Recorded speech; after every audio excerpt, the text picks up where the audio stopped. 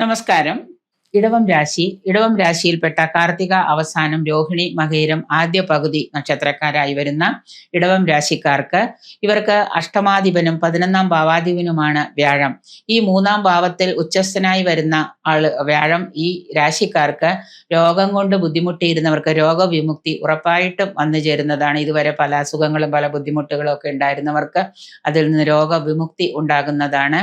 ആയുസ്സും ആരോഗ്യവും ഒക്കെ കൂടുതലായിട്ട് നേടിയെടുക്കാൻ ആയുസ്സിന് ഒരു എന്തെങ്കിലും ചെറിയ ദോഷം അല്ല അപകടങ്ങളൊക്കെ ആയിട്ട് ആയുസ്സിന് ദോഷം പറഞ്ഞിട്ടുള്ള ആളുകളാണെങ്കിൽ പോലും അവർക്ക് പ്രാർത്ഥനകൾ കൊണ്ടുമൊക്കെ നല്ല ഒരു മുന്നോട്ട്, കാരണം ചിലവർക്ക് ആയുസ്സിന് ദോഷം വരുന്ന ചില സമയങ്ങളൊക്കെ ഉണ്ടാവും, അതൊക്കെ കടന്നുകൂടാനായിട്ട് ഈ വ്യാഴം സമ്മതിക്കുന്നത്. അപ്പോൾ അതുകൊണ്ട് മഹാവിഷ്ണുവിനെ നല്ലതുപോലെ പ്രീതിപ്പെടുത്തിയെടുക്കാം.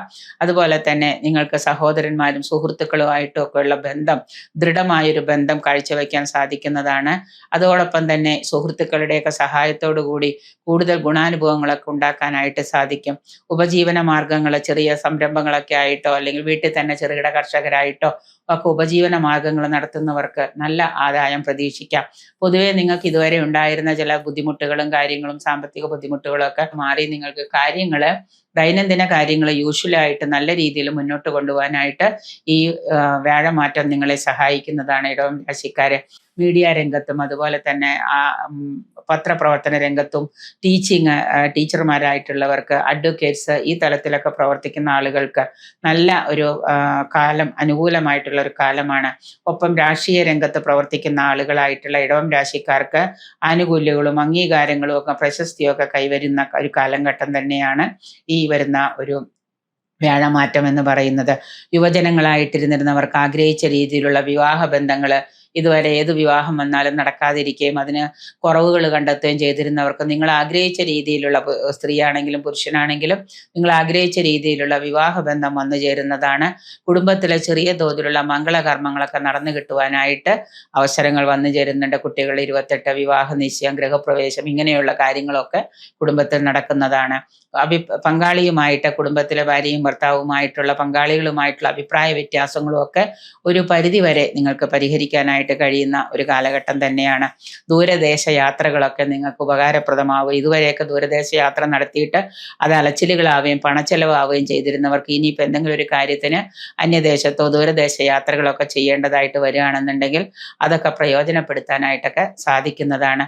പൊതുവെ നിങ്ങളുടെ എല്ലാ കാര്യങ്ങളും ഒക്കെ നിങ്ങൾ ആഗ്രഹിക്കുന്ന രീതിയിൽ തന്നെ നിങ്ങൾക്ക് കൊണ്ടുപോകാനായിട്ട് കഴിയുന്നതാണ്. അതേപോലെ വിദേശയാത്ര ആഗ്രഹിച്ചിട്ട് വിദേശത്ത് ജോലിക്ക് പോകാനോ, വിദേശത്ത് ചെന്ന് അവിടെ താമസിച്ചിട്ട് ജോലിയില്ലാതെ അലഞ്ഞു തിരിഞ്ഞു നടക്കുന്ന ആളുകൾ, മറ്റുള്ളവരുടെ സഹായത്തിലൊക്കെ ജീവിതം മുന്നോട്ട് കൊണ്ടുപോയിക്കൊണ്ടിരിക്കുന്നവർക്കൊക്കെ ഒരു ആഗ്രഹ സഫലീകരണം ഈ സമയത്ത് വന്നു ചേരുന്നതാണ്. പൂർവ്വ പുണ്യമായിട്ട് എന്തെങ്കിലുമൊക്കെ ചെയ്തു വച്ചിട്ടുണ്ടെങ്കിൽ, മുൻ ജന്മത്തിലാണെങ്കിലും ഈ ജന്മത്തിലാണെങ്കിലും പുണ്യപ്രവർത്തികൾ എന്തെങ്കിലുമൊക്കെ ചെയ്തിട്ടുണ്ടെങ്കിൽ അതിൻ്റെയൊക്കെ ആ ആനുകൂല്യങ്ങൾ അനുഭവിക്കാനുള്ള ഒരു ഗോചരം തന്നെയാണ് ഇടവം രാശിക്കാർക്ക് ഈ വ്യാഴമാറ്റം എന്ന് പറയുന്നത്. ബിസിനസ്സുകാർക്ക് തങ്ങളുടെ ബിസിനസ്സിൽ നല്ല ആദായം പ്രതീക്ഷിക്കാം. ആത്മവിശ്വാസവും ധൈര്യവും അതുപോലെ തന്നെ ഒരു സന്തോഷത്തോടു കൂടി നിങ്ങൾ കാര്യങ്ങൾ ഒരു പരിധിവരെ കൊണ്ടുപോവുകയാണെങ്കിൽ നിങ്ങൾക്കത് അനുകൂലമാക്കി എടുക്കാനും അതിൽ നിന്ന് നേട്ടങ്ങൾ വന്നു ചേരാനൊക്കെ സാധിക്കുന്നതാണ്.